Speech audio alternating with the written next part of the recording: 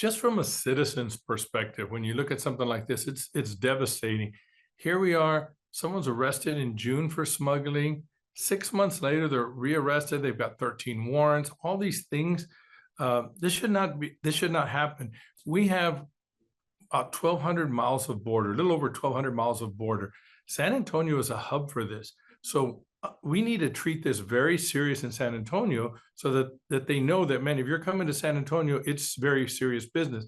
But when we're arresting people, and then 6 months later, they're rearrested again, after we had, in 2022, when we had the 50 plus deaths, this should be priority for our DA, for law enforcement.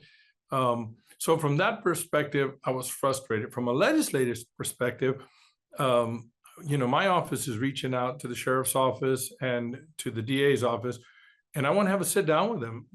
What are we missing? And we're in session right now. What do we need to do to help you be more effective in protecting our citizens?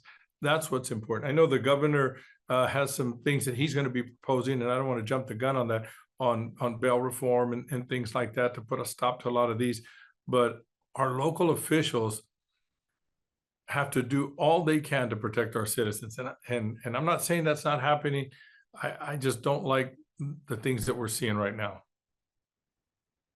People out in the community are going to see this case and see the bond reductions and ask why someone who's accused of smuggling was granted those reductions. What would your message be to the community in this moment? I hate to speak out of line, but man, I don't see reasoning for that. How can you lower that bond so much? I know in 2021, in the 87th session, they passed Senate Bill 6, and that required cash bail for these offenders that are smugglers and doing these kind of things.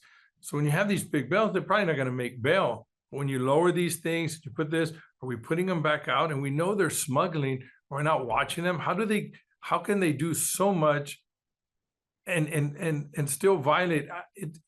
It bothers me. And I come from, my district is District 118. So we're in South Bexar County. So when you talk about smuggling in that San Antonio is a hub, you're talking about South Bexar County is a hub. So a lot of this happens, we have stash houses, then you're having these chases and all these things that are the peripheral of smuggling that are bad for our citizens. We need to do a better coordinated and utilize everything we can. And, your newscast has kind of raised this, and seeing this arrest has kind of raised it in the priority that I have in my office, where we're reaching out to the DA, we're reaching out to the sheriff's department, finding out, tell us, where are things going wrong and what do we need to do to help you be more effective? But they've got to do their part. I am interviewing the DA here shortly, and we've talked to him about bonds and bail reform and all of that before. A lot of times what we hear is everybody is entitled to a bond.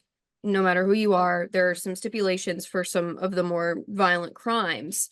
But what are your thoughts on that? And just kind of operationally, how the judges have to do things where you do have to grant one, you have to give people that opportunity because they have a right to a reasonable bond.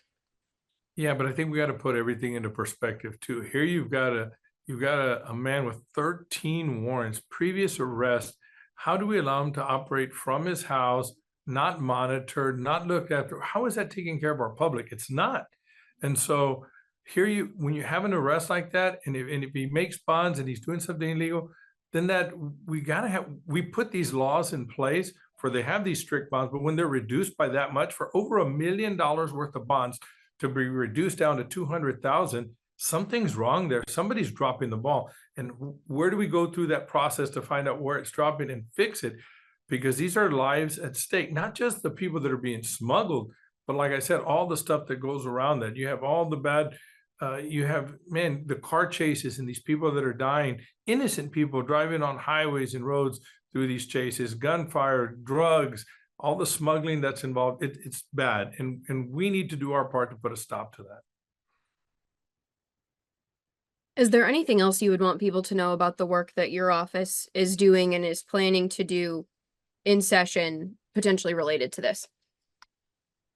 I just want to know that, I was elected last session and I'm on this session, and I know that the legislature is doing everything we can, and we continue to do everything we can to combat human smuggling and crime coming from across the border.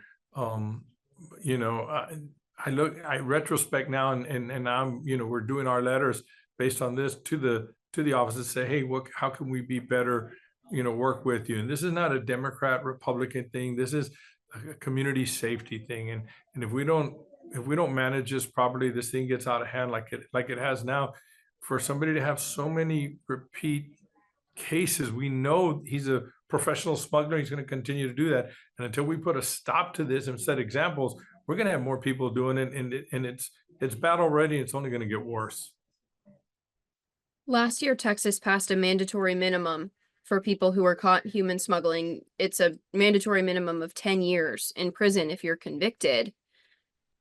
As of right now, is there any legislation about bond and bail for that type of crime? Yeah, and we'll be seeing the governor's office come out with a few of that, and I've seen a few of those bills come out. But yeah, Senate Bill 4 last time was a very important one for human smuggling sentencing reform, and increasing the minimum prison sentence to 2 to 10 years. You know, I think sends a message out. But if we're not getting them through trial, if we're not doing this, it kind of means nothing.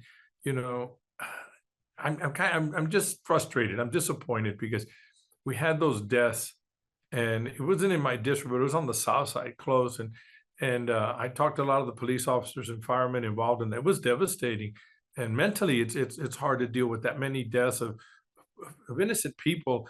And then we have this guy arrested, you know, last year, 6 months ago, and then all these warrants, and now rearrested again. When does it stop? When do we do our part to put a stop to it? We feel bad about it. We don't like it, but man, we have the tools in place. Let's use them to stop the smuggling.